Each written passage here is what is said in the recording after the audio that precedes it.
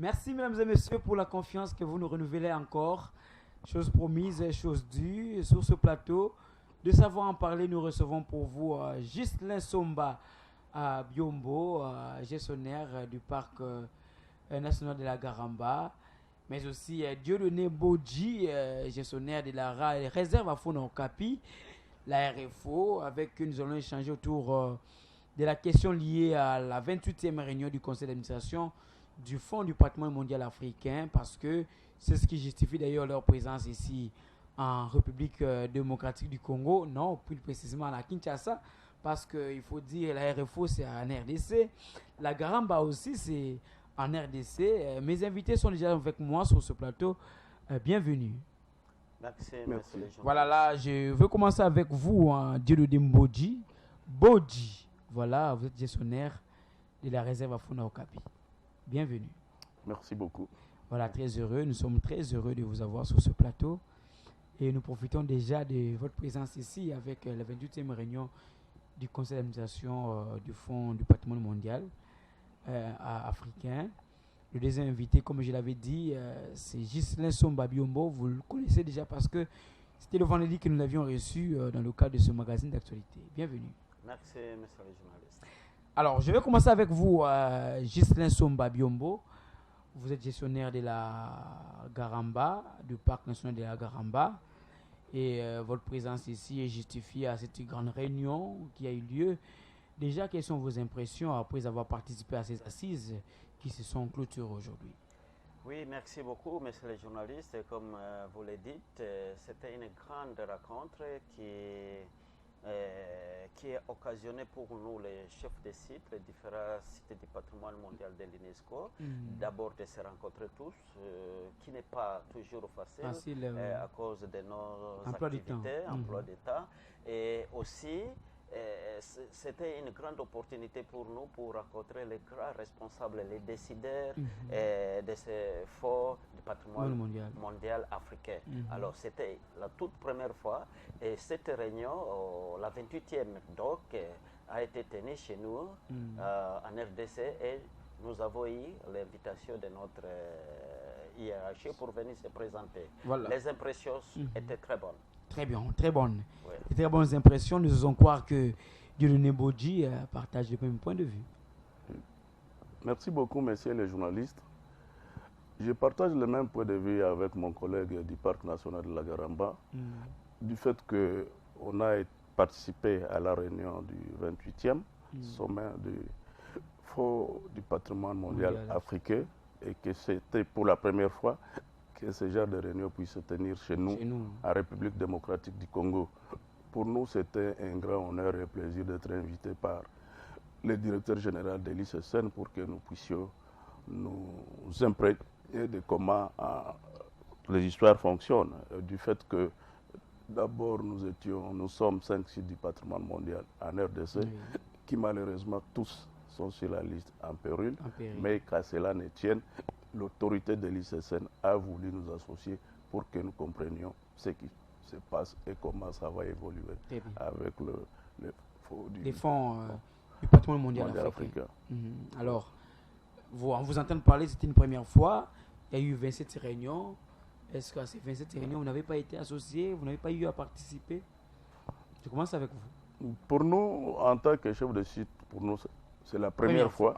Et du fait que c'est aussi la première fois que ce genre de réunions se tiennent dans notre pays. Oui. Et quand c'est ailleurs, on ne vous envoie pas l'invitation, vous n'êtes pas impliqué, alors que c'est vous qui êtes des gestionnaires de ces aires protégées.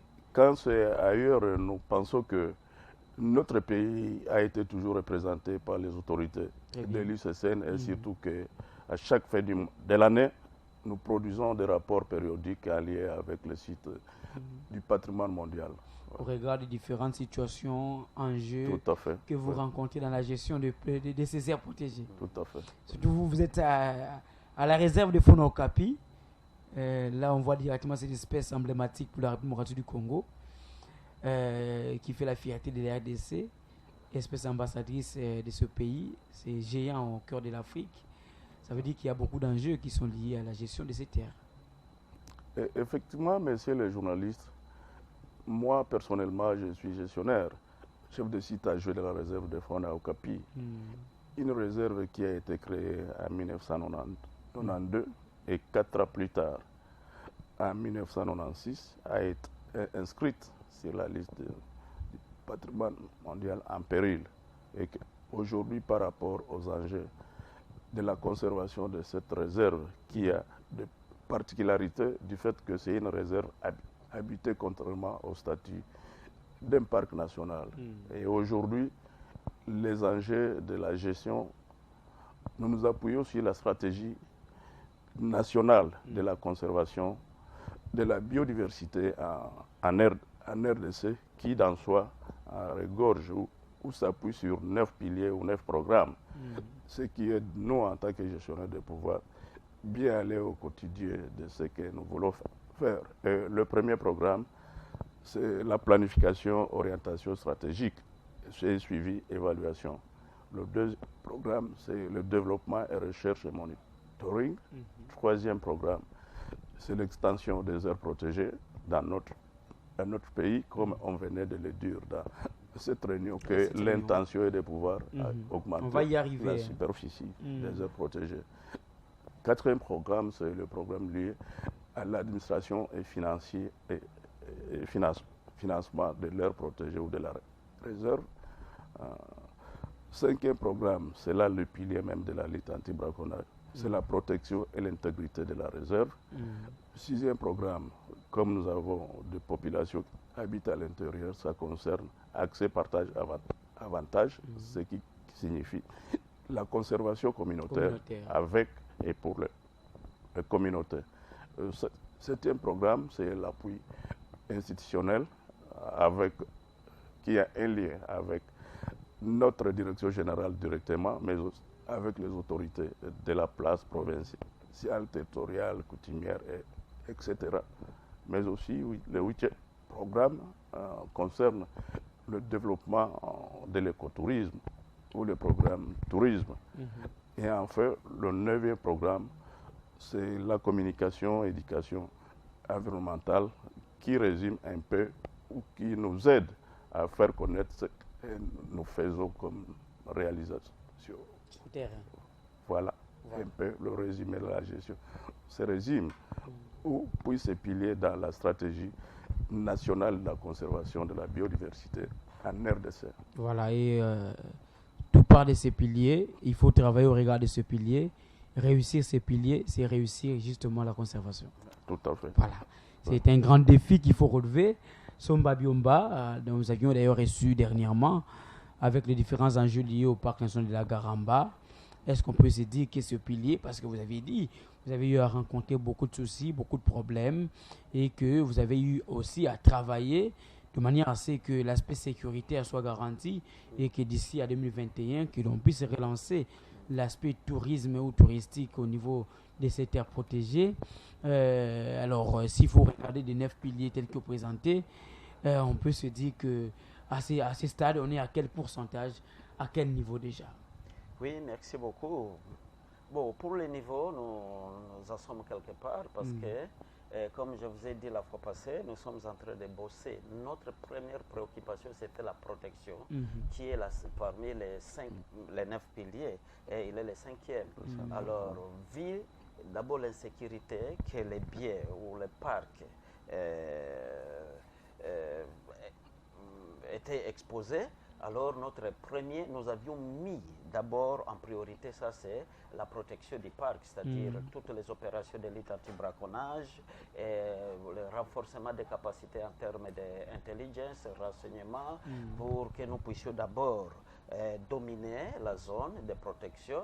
Et aussi, à part ça, ça s'accompagne. Vous ne pouvez pas opérer sans les moyens pécuniaires. Ça, c'est un autre pilier ou un autre programme qui s'ensuit. Ça, c'est l'administration et finance. Et puis, en dernier lieu, aussi, nous continuons pendant ce temps-là. Les opérations avancent. Nous avons aussi le développement et recherche scientifique. Parce que vous allez tout simplement protéger ce que vous connaissez. Vous ne pouvez pas aller au-delà de ce que vous ne connaissez pas.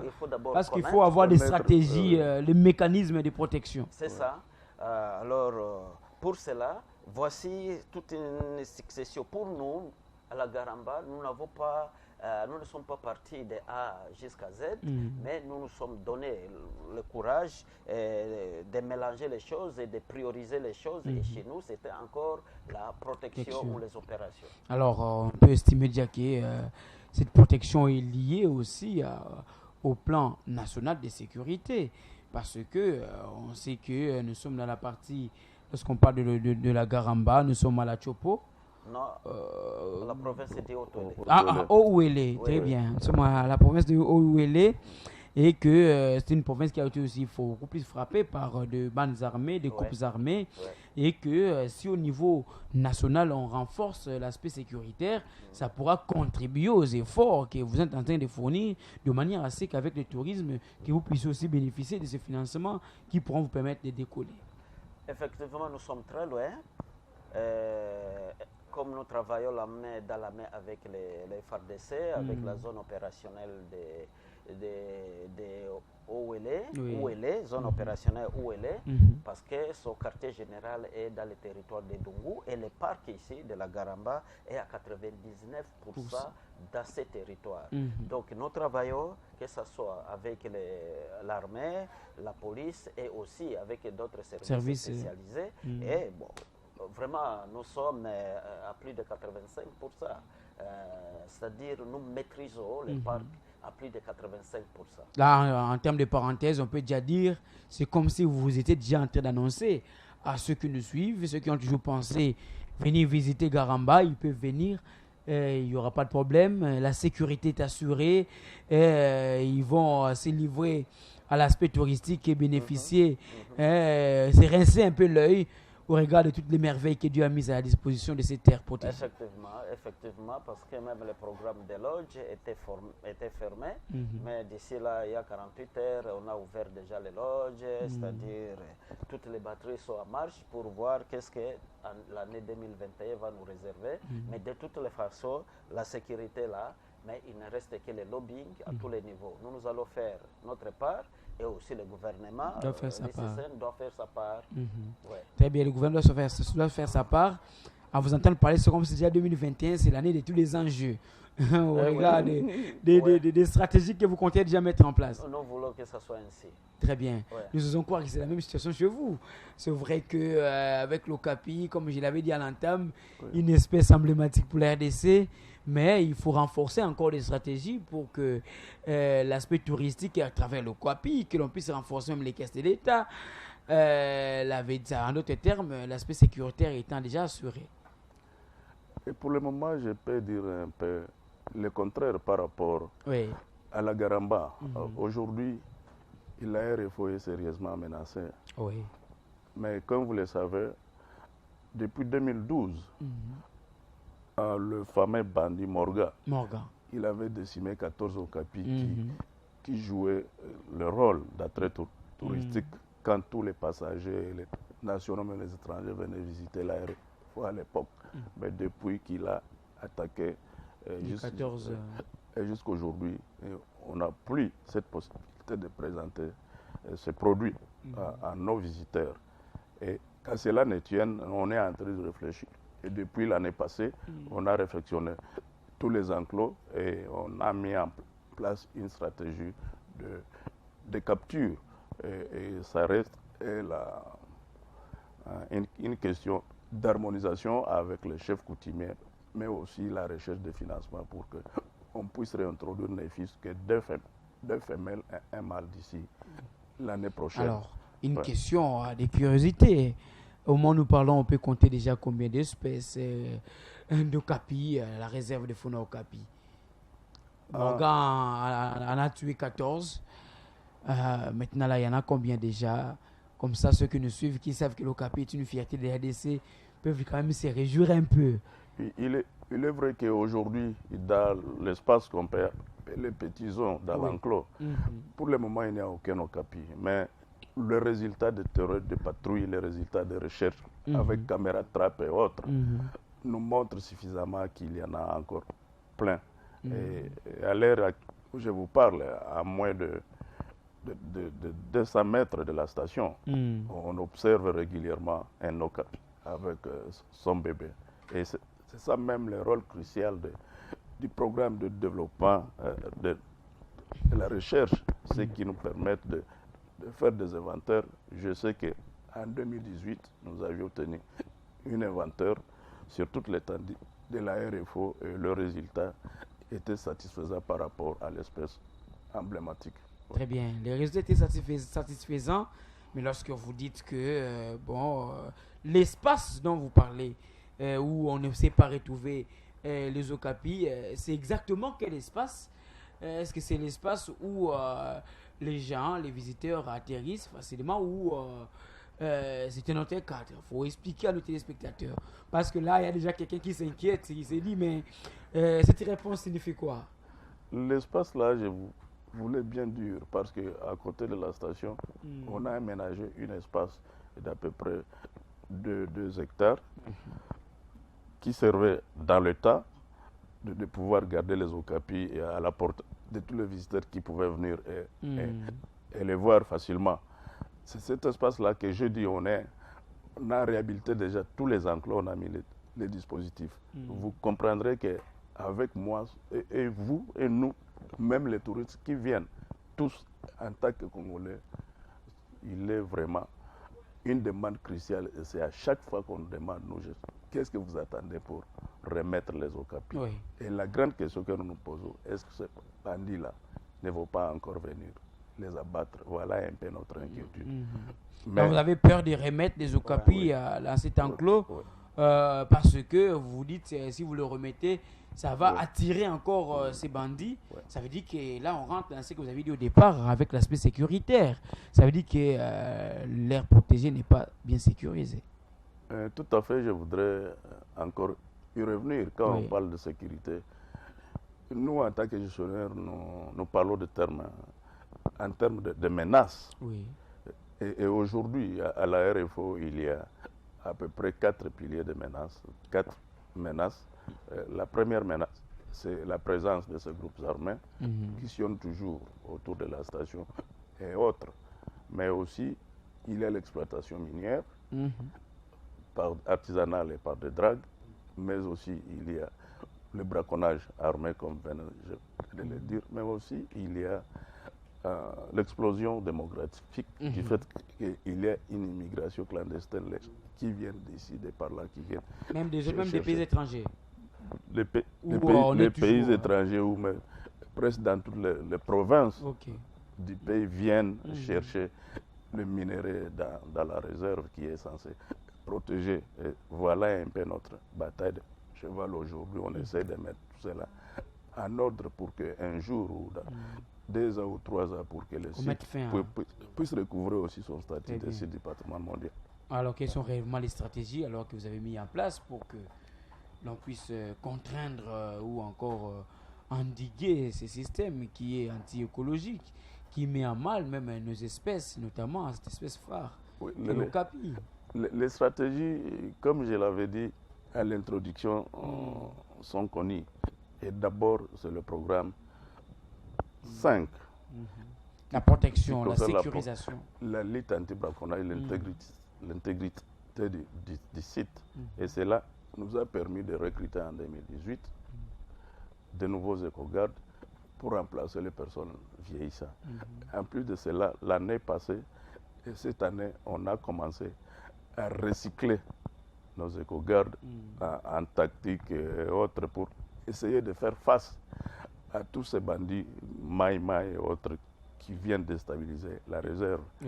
En plus de cela, avec des actions de partenaires et autres, on essaie de rentrer, d'aller vers les communautés, les sensibiliser. Et là, je vais directement au programme 9 qui concerne l'éducation, sensibilisation environnementale. Mais tout cela, vous allez comprendre que les 9 programmes sont complémentaires, sont interconnectés. Transversaux ou transversales. Oui. Du fait que le premier programme que j'avais insinué, c'est la planification, suivi et évaluation. C'est ce programme-là qui met en place le plan de travail annuel qui est décliné dans cette stratégie de la biodiversité au niveau national. Après cette déclinaison, après la planification et autres, il a en charge aussi l'élaboration des stratégies, par exemple la stratégie COCO, la stratégie de surveillance et d'autres stratégies, notamment le plan de masse par rapport au logement des éco-gardes et autres, parce que pour qu'un garde puisse bien faire son travail, il doit avoir un logement décent, bien payé, entretenu, bien équipé, etc. Vous allez comprendre que les 9 programmes là-bas sont vraiment interconnectés. Complémentaires. Alors, je reviens à vous, Ghislain Somba Biombo, avec la Garamba. Maintenant, nous allons parler de la 28e réunion du Conseil d'administration du patrimoine mondial. Est-ce qu'on peut se dire déjà ici que tous les différents problèmes, les différentes difficultés que vous avez eues, que vous rencontrez dans la gestion de ces terres protégées, qui fait partie de la liste du patrimoine mondial, même si aujourd'hui c'est un peu en péril, comme on l'a dit tantôt, vous avez eu à présenter toutes ces situations au niveau de cette grande activité. Oui, effectivement, c'était présenté parce que nous avions fait, comme le collègue l'a dit, il y a toujours un rapport succès. Et ce rapport succès, déjà, vers le 31 décembre, nous sommes obligés d'envoyer ce rapport pour que la direction générale puisse avoir déjà condensé le tout et envoyé au centre de patrimoine.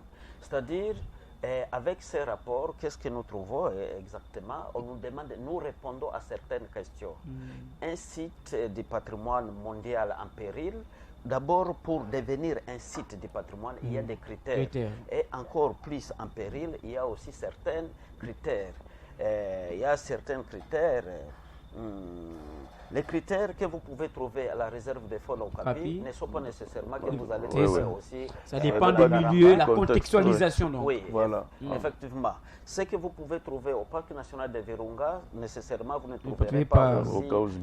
Parmi, ça, nous appelons ça, on n'appelle pas les critères, mais on appelle ça les mesures correctives. Ce sont les mesures correctives. Et parmi les mesures correctives, par exemple, je peux vous donner 3 déjà pour la Garamba, pour que nous puissions sortir. De cette liste en péril, nous avions d'abord un devoir, de voir la population des girafes du Nord monter. Ça, c'était parmi parmi les devoirs. Et d'aider aussi, on nous a demandé de très bien sécuriser, parce que il y a quelques années, le braconnage à la Garamba, c'était aussi accru, accru et exécuté même par les hommes, les agents de l'ordre. Alors, on nous a demandé jusqu'aujourd'hui, il faut avoir jusqu'à quand, par exemple, le braconnage était à un moment exécuté à combien de pourcentage, par exemple, avec les agents des ordres.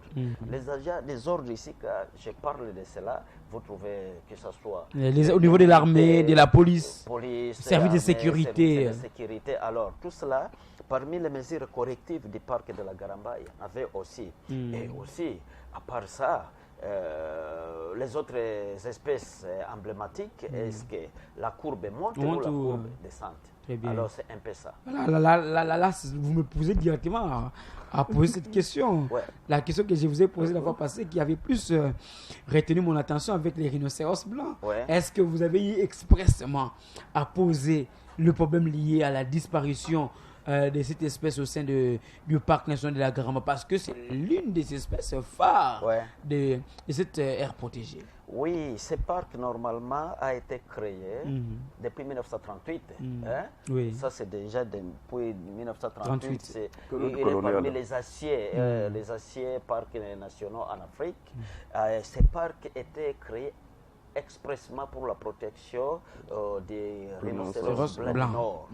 Malheureusement, jusqu'aujourd'hui, comme je vous ai dit la fois passée, nous ne trouvons plus les traces. C'est-à-dire, à une période donnée, à un quart de siècle, ou bien 10 ans encore, parce que c'est depuis il y a déjà presque 10 ans qu'on a constaté cette disparition. Et bon, les scientifiques vont déclarer, les bouches autorisées vont déclarer qu'en tout cas, il n'y a plus de rhinocéros dans le parc national de la Garamba. Mais si les rhinocéros blancs ne sont pas là, quelle mesure compensatoire peut venir. Alors, avant d'arriver à la mesure compensatoire, parce que lors de la 28e réunion qui vient de s'achever aujourd'hui, du conseil d'administration du Fonds du patrimoine mondial africain, il était prévu un atelier technique auquel vous avez eu à participer. Est-ce que, c'était ça ma question, est-ce que vous avez eu à présenter une situation pareille? Parce que vous l'avez dit au départ, le parc était créé pour sécuriser les rhinocéros blancs. Aujourd'hui, s'il faut qu'on puisse noter la disparition de cette espèce, ça veut dire que ça doit être un problème qui doit intéresser tout le monde et préoccuper tout le monde et qui doit faire objet de beaucoup d'études de manière à ce que l'on puisse établir les responsabilités. Oui, effectivement, depuis, vous voyez, la réunion s'est tenue déjà au mois de décembre, c'est-à-dire à partir de janvier jusqu'à novembre, nous produisons déjà des rapports et ces rapports sont relayés au niveau de la direction générale. Et même dans ces rapports, vous trouvez aussi la question de toutes ces espèces et c'était monté. Indirectement, je peux vous dire que la direction, le centre de patrimoine mondial africain est déjà saisi. Il est déjà informé qu'à la Garamba, il n'y a pas... on sait plus retrouver les traces des rhinocéros blancs du Nord. Il a été déjà saisi en avance et leur présence ici, c'est pour confirmer aussi d'autres choses. Et nous avons eu la chance quand même de parler avec les responsables. Très bien, mais pour quels résultats? Quelle était la réaction de leur part? Parce que on l'a dit, on ne cessera de le dire. C'est une espèce emblématique pour ces terres protégées. C'est comme si on rentrait un peu à la réserve des faune okapi et qu'on apprenait qu'il y a disparition des okapis. Donc, à ce moment-là, ça constitue un véritable problème qui doit nécessairement pousser à des solutions.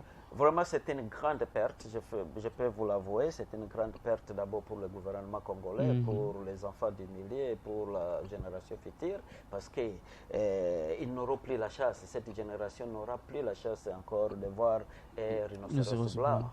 Du Nord, là, vous confirmez déjà, alors que vous avez dit à un moment que les études étaient encore en cours, le temps que les scientifiques puissent... Oui, sous réserve, je dis qu'en tout cas, ils n'auront plus cette chance. Mais on va quand même chercher une mesure palliative pour qu'un jour nos enfants puissent aussi voir quelque chose, un rhinocéros dans les parcs de la Garamba. La question liée à l'établissement ou au fait qu'il faut établir les responsabilités n'est même pas encore évoquée jusque-là. Non. Alors, non. Ça laisse à désirer, et les Congolais qui nous suivent doivent sentir que tout le monde a bilenge, souvent nous marchons lorsqu'il y a des questions politiques. Voilà des questions pour lesquelles il faut marcher. Parce que vous avez une espèce phare lunaire protégée de la République démocratique du Congo dont on ne sait plus retrouver les traces. Normalement, le lendemain, demain ce samedi, on devait vous rencontrer des jeunes Congolais qui devaient se mobiliser à travers toute la République démocratique du Congo pour marcher et exiger des autorités de la République des réponses, des explications. Parce que si on ne sait pas retrouver les traces et que, comme vous l'avez dit la fois passée, même pendant la période sèche ou encore la saison sèche, on ne sait même pas retrouver même les ossements, c'est qu'on a eu à déplacer ces espèces. Pour quelle destination? Nous ne savons pas. Donc, il y a des réponses, il y a des questions qui méritent des réponses, et ça, c'est l'autorité de la République qui doit répondre.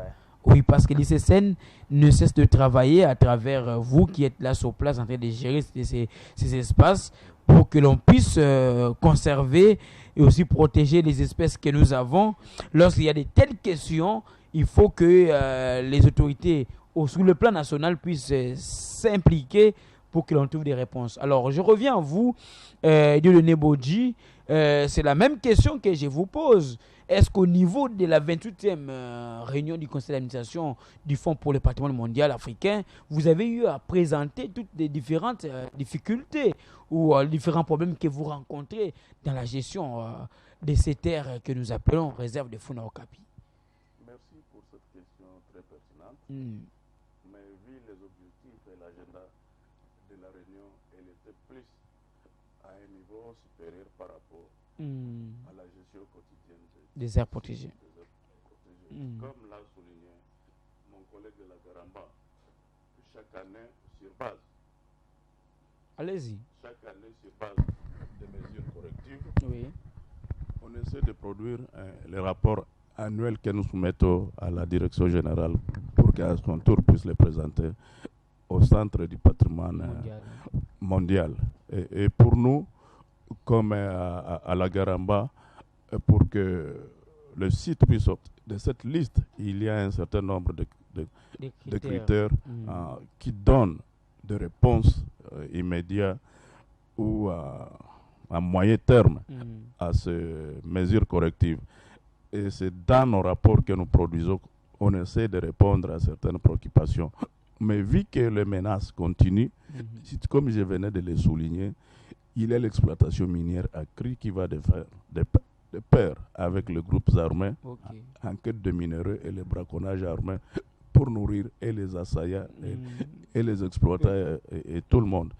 C'est ça, au fait, aujourd'hui, le réel problème auquel la RFO sert pour sa gestion. Ça veut dire, en vous entendant parler, la vraie difficulté ou le véritable problème qui rencontrent nos aires protégées de manière générale, c'est le fait que ces aires protégées regorgent déjà certaines ressources naturelles, pour ne pas parler des ressources minières seulement, et qui font que ça puisse attirer ou encore la convoitise de beaucoup, surtout des groupes armés, et qui cherchent à venir pour exploiter en même temps. Ils mettent en péril les différentes espèces qui sont dans cette aire protégée. Il est vrai que vous avez tout à fait raison du fait que quand on regarde le réseau des aires protégées de la RDC, la plupart des aires protégées regardent des stocks stratégiques en termes de minéraux, en termes de ressources naturelles, et qu'il appartient à nous, en tant que gestionnaires, au niveau de l'ICSN, qui est un établissement public de l'État. Le gouvernement de la RDC a confié ce mandat à l'ICSN de pouvoir gérer ce patrimoine public de notre pays, mais qui malheureusement, certains égoïstes ou qui pillent d'argent, qui veulent s'enrichir en un clin d'œil, ils viennent détruire et malheureusement leur stratégie qu'il faut se déguiser en groupes armés ou en maïma, et puis ils viennent recruter déjà pour venir nous déstabiliser.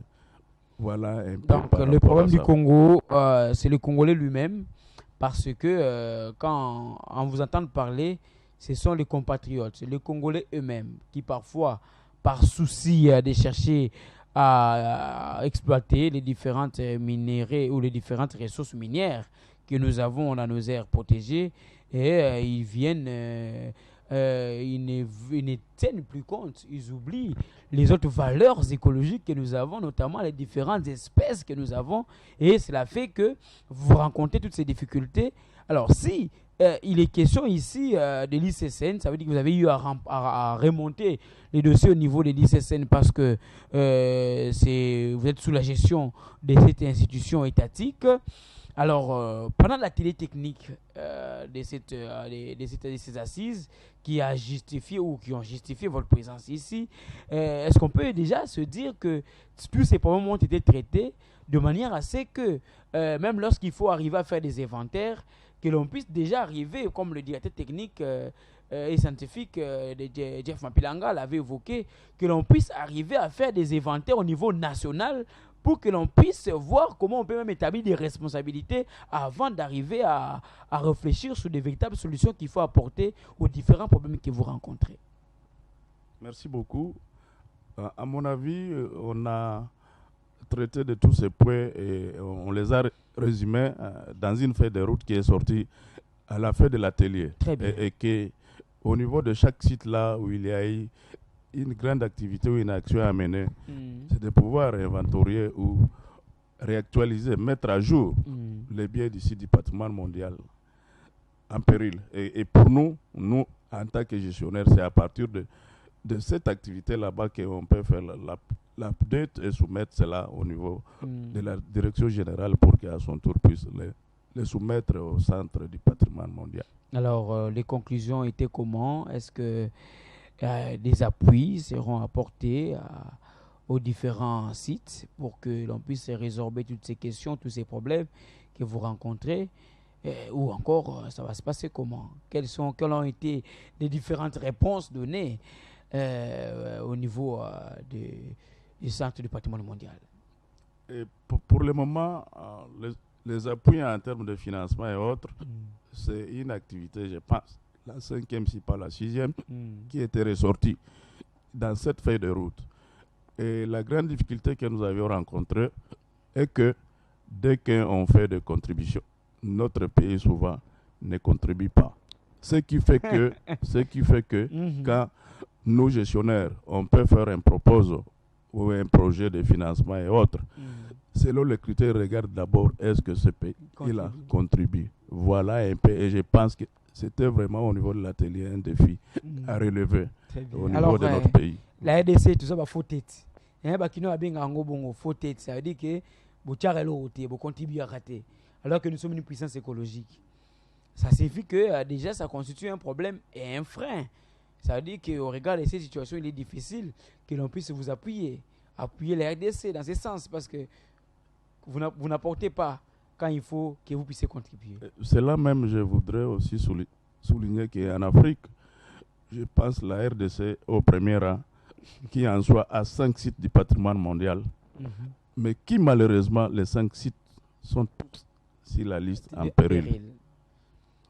C'est vraiment un problème. Parce qu'on a évoqué aussi cette question, le fait que ces sites sont sur la liste en péril, et qu'il faut des mécanismes pour arriver à sortir ces sites de la liste en péril. Donc c'était évoqué. C'était évoqué, oui. Très bien.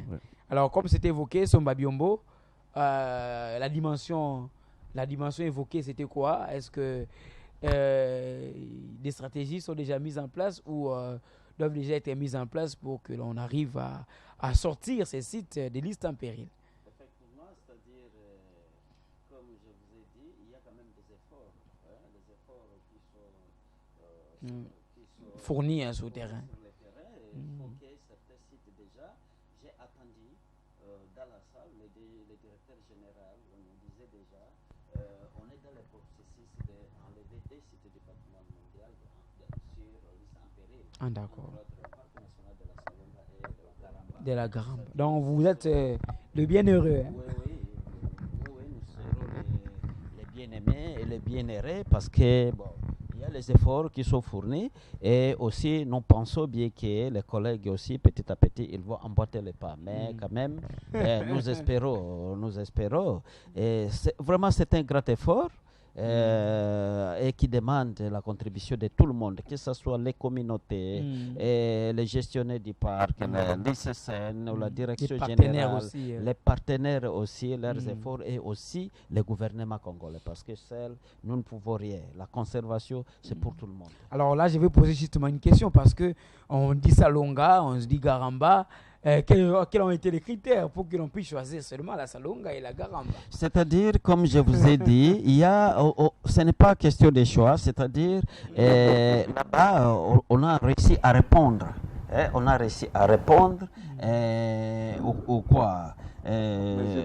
Aux mesures correctives.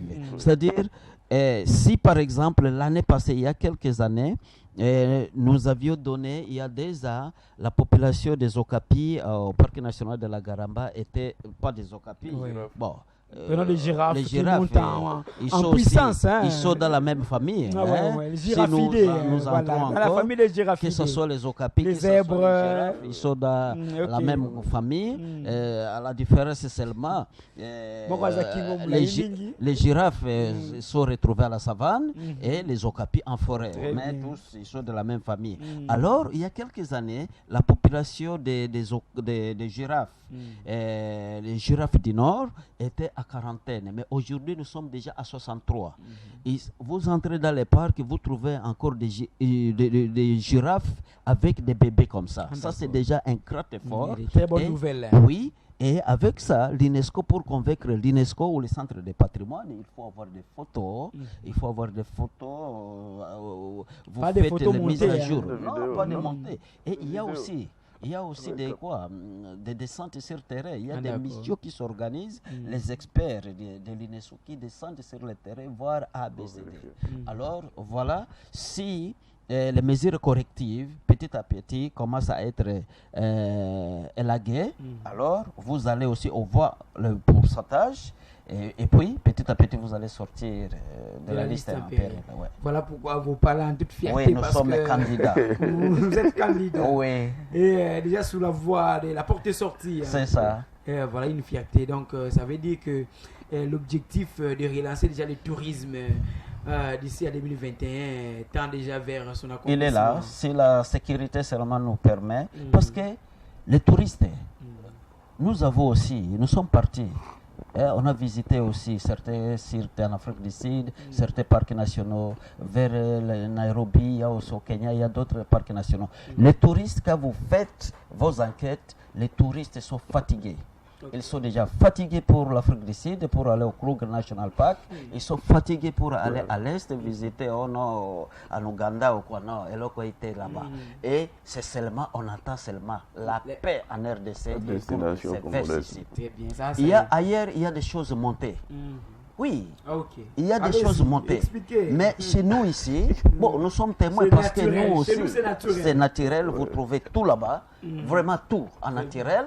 Et ça nous donne une autre promotion. Il suffit seulement d'attendre que je suis venu de la RDC de tel coin. Vous aurez plus de 10 questions. Très bien. À un petit Très moment. bien.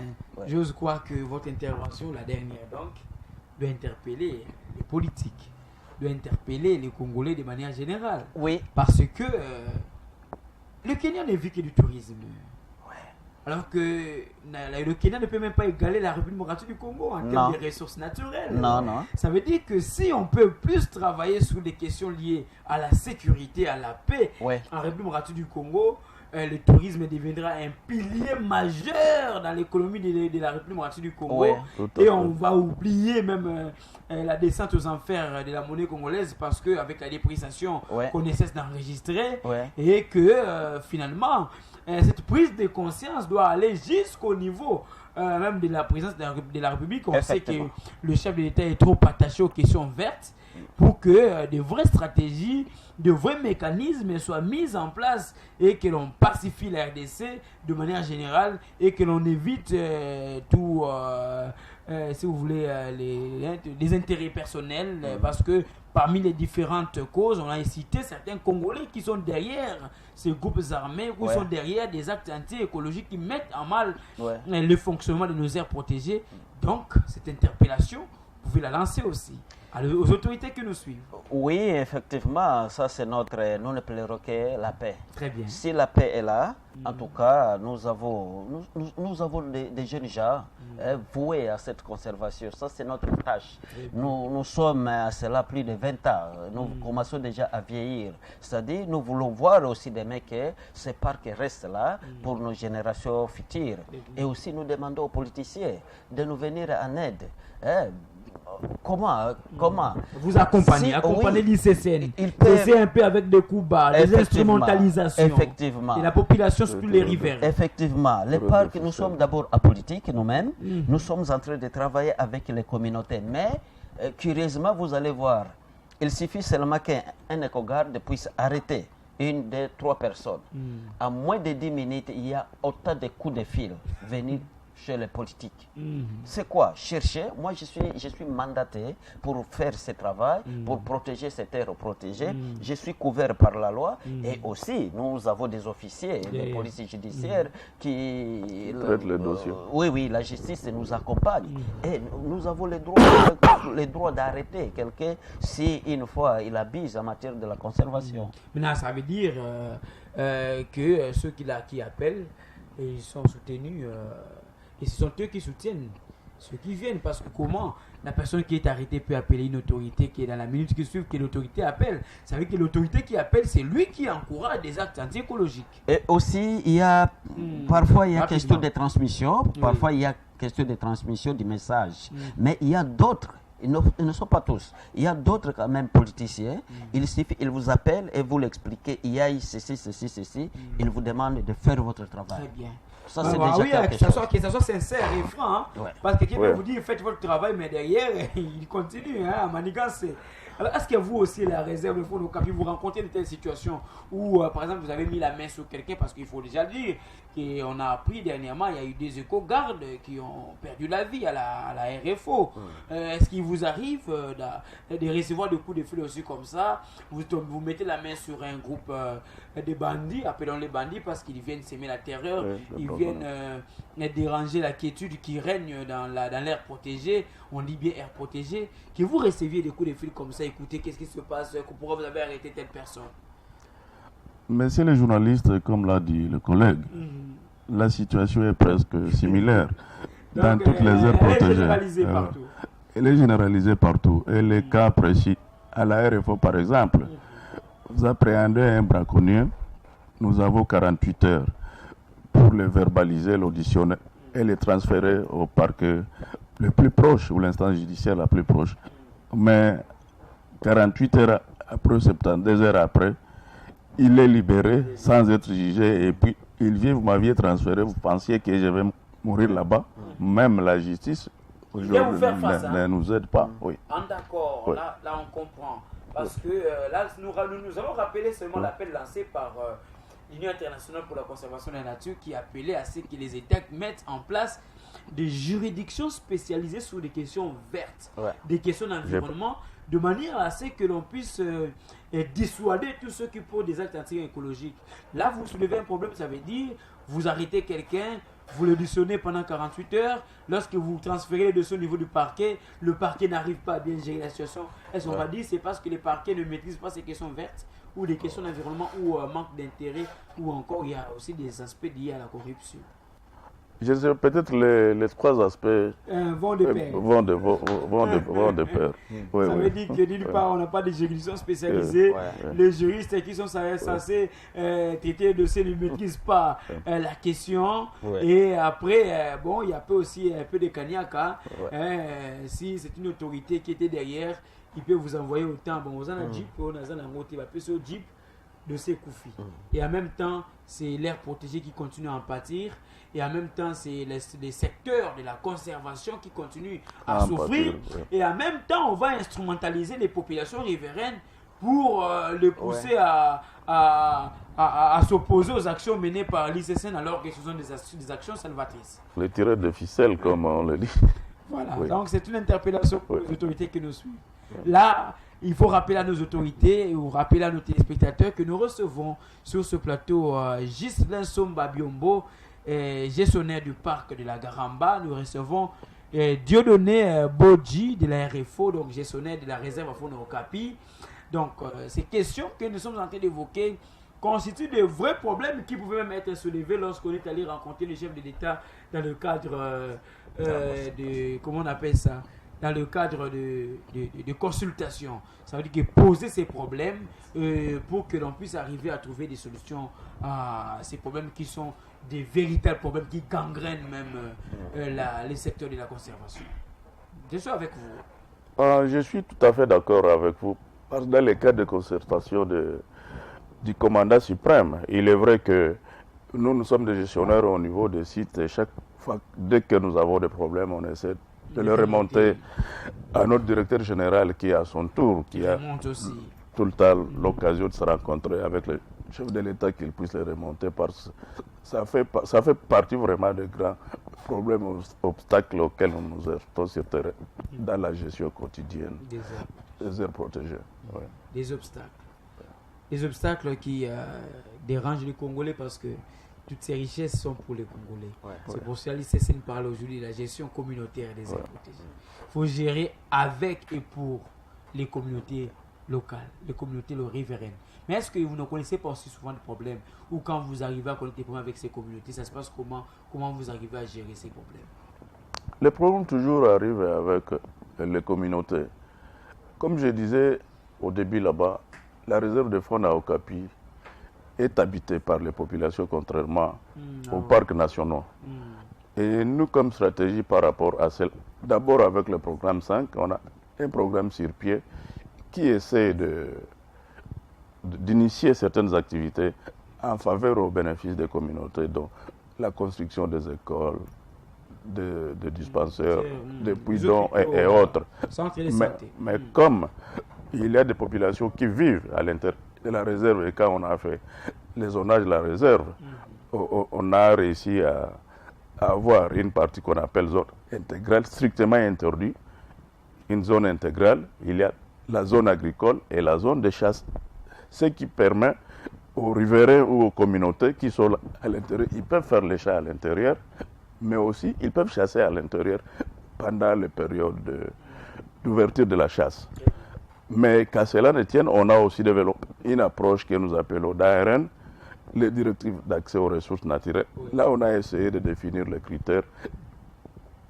Une famille ou un ménage peut avoir un chat de combien d'hectares, un peuple autochtone, parce que nous avons aussi des pygmées là-bas pour eux. Ils ont au moins droit à 5 céphalophes par jour, par famille, le Mouloukou. Les céphalophes. En termes clairs, c'est quoi c'est le Mouloukou. Ah, d'accord. C'est le Mouloukou là-bas. Oui. C'est pour dire que c'est à partir de cette approche qu'on a développé les DARN. On essaie de réglementer comment on peut cohabiter ensemble, essayer de combiner la protection, la conservation et la survie des communautés qui vivent à l'intérieur de la réserve. Très bien. Alors là, nous sommes déjà arrivés à la fin de ce magazine d'actualité. Et je commence avec vous, un dernier mot, peut-être un message à lancer au regard des différentes difficultés que vous rencontrez. C'est vrai qu'il y a beaucoup de sujets à aborder. Bon, à la télé, c'est les temps. Beaucoup d'autres questions sont restées en suspens. Peut-être si vous êtes encore sous la ville, on va mettre la main sur vous. Merci beaucoup, monsieur le journaliste. À mon avis, le message que je voudrais laisser à nos téléspectateurs est que je voudrais que, de pouvoir susciter l'amour, cet engouement de la nature, l'environnement. Parce que on ne peut pas devoir vivre dans un environnement pollué, avoir un pays comme la RDC, notre, qui est vraiment béni un scandale géologique et des ressources naturelles, et que les gens ne comprennent pas le rôle d'un conservateur dont nous sommes aujourd'hui, avec un mandat de notre gouvernement. Très souvent, les gens nous confondent avec les ONG humanitaires, alors que c'est le gouvernement qui nous a mandaté pour protéger, pour conserver cette terre protégée. Comme moi, aujourd'hui, affecté à la réserve de faune à Okapi, après un long parcours au Kaouzi-Biega, au parc national de la Maïko, et maintenant à la RFO. Et aujourd'hui, je totalise 25 ans de carrière. 25 ans dans la conservation. Dans la conservation. Donc là, il faut orienter dans la Maïko. À la Maïko, on retrouve aussi des Okapi. Bien sûr. Là, nous bien sommes sûr. entre le Maniema, le Maniema, le Nord Kivu et la Chopo. Voilà, nous avons donc le parc national de la Maïko est à cheval entre ces trois provinces. Voilà, alors je termine avec vous, Ghislain Somba.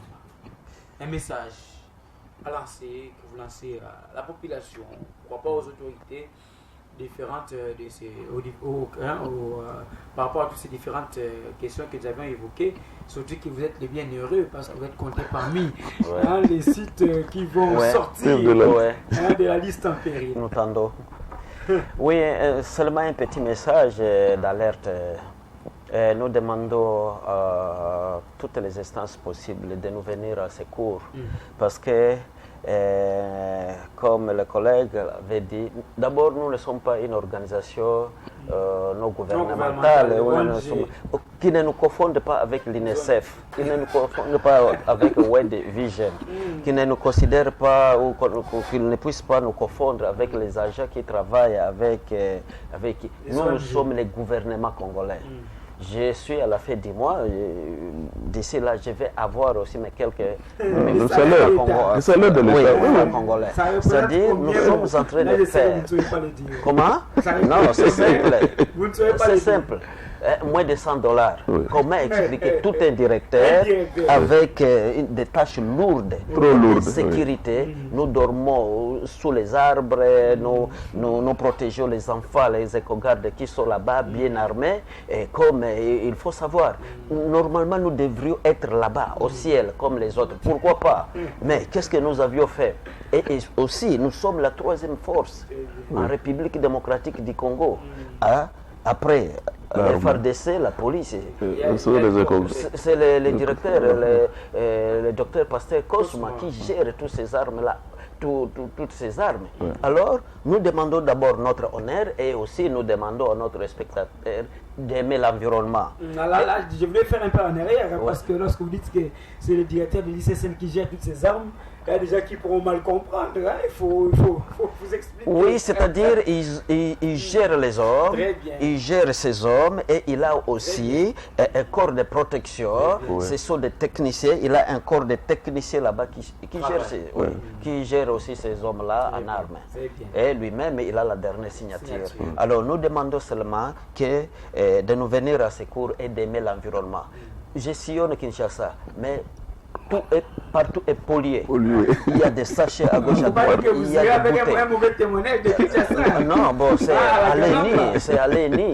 Venez à la Garamba, nous faisons même des salongos. Il y a des poubelles et il faut respecter quand même. Même ici, il y a quand même des poubelles. Oui.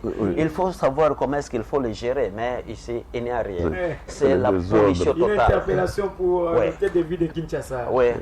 Voilà, mesdames et messieurs, vous avez compris que nous sommes arrivés à la fin de ce magazine d'actualité Savoir en parler. J'étais très heureux de recevoir pour vous Dieudonné Bodi, gestionnaire de la réserve à Fona Okapi. C'était un plaisir pour nous de vous avoir sur ce plateau. Merci beaucoup, messieurs les journalistes. Voilà, j'étais aussi très heureux de recevoir pour vous Ghislain Somba Biombo. C'est la deuxième fois que nous le recevions sur ce plateau dans le cadre de votre magazine d'actualité Savoir en parler. Merci d'être passé. Merci beaucoup, monsieur le journaliste. Voilà, nous allons croire que nous nous retrouverons dans les jours qui viennent, à l'Aéroport, à la Garamba. Vous êtes le bienvenu. Pour vivre. Voilà, pour vivre à rencontrer en live. Toutes ces réalités que vous venez de nous évoquer et surtout faire part aux autorités parce que lorsque nous apprenons tout ce que nous venons d'apprendre ici, ça nous pousse à évoquer davantage ces questions lors de nos émissions, sensibiliser la population, conscientiser, appeler les autorités à prendre des mesures idoines de manière à ce que l'on trouve des solutions à tous ces problèmes. Mesdames et messieurs, ça n'est fini. Merci de nous avoir suivis. Restez fidèles au programme de la Tropicanal, le seul programme qui ne vous cause pas de constipation. Si vous avez aimé ce magazine d'actualité, dites merci à Cédric Amissi qui nous a permis d'arriver chez vous. Dites merci à l'autre Cédric, mais aussi à Junior Sélémani qui aussi nous ont permis d'arriver chez vous. D'ici là, portez-vous bien et bonne suite de programme sur nos antennes. Au revoir. Bye bye.